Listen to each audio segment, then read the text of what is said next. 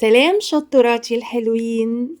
دايما اقول لكم ان موسم الثوم من المواسم الغالية جدا على الشعب المصري. طبعا الموسم ده دايما بنحوش الثوم سواء بقى في الفريزر او نحوشه في البلكونات او في المطبخ، بس يكون طبعا مطبخ جيد التهوية عشان ما يبص مننا.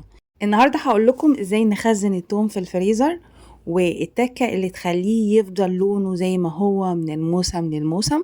وكمان في تكة كده بحب احطها في الثوم، حاجة كده بهار طبعا موجود في كل بيت، بحب احطه في الثوم بيديه طعم مميز.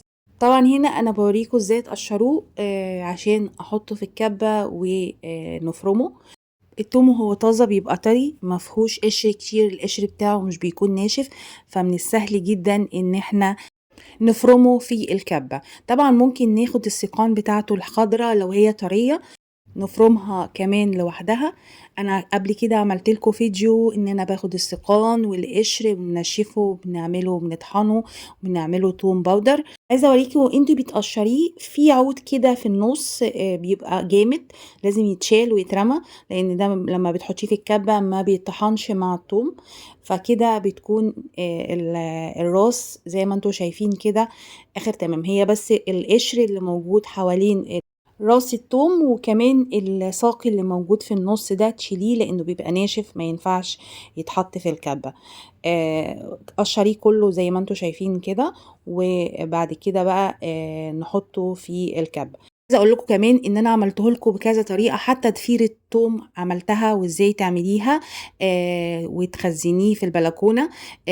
في فيديوهات كتيره في صفحتي على الازرق والاحمر، تقدروا تخشوا وتبحثوا في البحث، تكتبوا في البحث ثوم وجنبها مطبخ جديد الشطوره، هتلاقوا كذا فيديو نازل بالاسم ده. بحطها في الكبه زي ما انتوا شايفين، وطبعا مش بحط عليها اي حاجه. الكبه ما تحطيش الملح والخل في الكبة عشان السلاح ما يبردش. بعد ما تطحنيها بالشكل ده وسواء ناعم او خشن على حسب ما تحبي، بحطها في البولة، وبعد كده بحط الاضافات كلها اللي انا عايزاها، ملح، خل، ليمون، اي حاجة انتي بتحبي تحطيها مع الثوم في وتحطيها في الفريزر.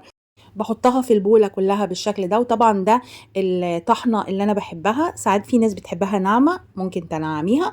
بحط بقى ملح والمكون اللي قلت لكم عليه اللي بيدي طعم مميز للثوم، معلقة كزبرة. ده كيلو ثوم عليه معلقة كزبرة كبيرة يعني مليانة. وبعدين بحط حبة خل صغيرين، وممكن تحطي حبة زيت صغيرين بس عشان الزيت بيخليه ما يجمدش قوي في الفريزر. وبحطه في سواء بقى في كيس نايلون او في علبة وبالشكل ده، وبحطه بقفله وبحطه في الفريزر عشان لونه يفضل ابيض وما يصفرش من الموسم للموسم. حطيه في الفريزر درجته تكون عالية وتفضل عالية، ما يسيحش وبعد كده يرجع يتجمد. لو ساح ورجع يتجمد تاني هيبقى اصفر هيصفر، فخلي بالك من النقطة دي عشان يفضل معاكي اللون ده. لازم تحطيه في درجة عالية في الفريزر وما تسيحوش، يعني ما تطلعهوش يسيح وبعد كده ترجعيه تاني هيصفر منك وهيبقى لونه مش حلو. طبعا انا قلت لكم المكون الرئيسي الكزبرة اللي بحطها مع الثوم.